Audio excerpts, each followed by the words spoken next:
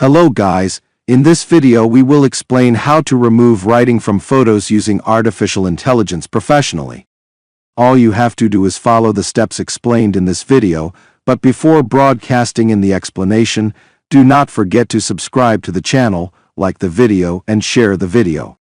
Let's go through the explanation. The first step, my friend, is to go to the Google Play or App Store and download this application that appears to you now. After that, you open the application. The application is in the free version and the paid version.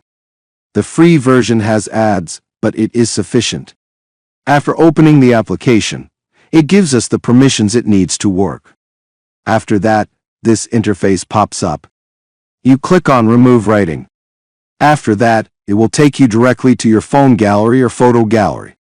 Then you choose the image from which you want to remove the writing.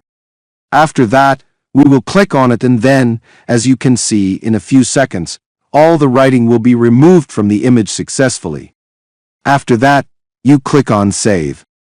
This was the topic of today's video. I hope you liked it and benefited. For any inquiries, any problems, any suggestions, write them in the comments and we will meet in an upcoming video hopefully.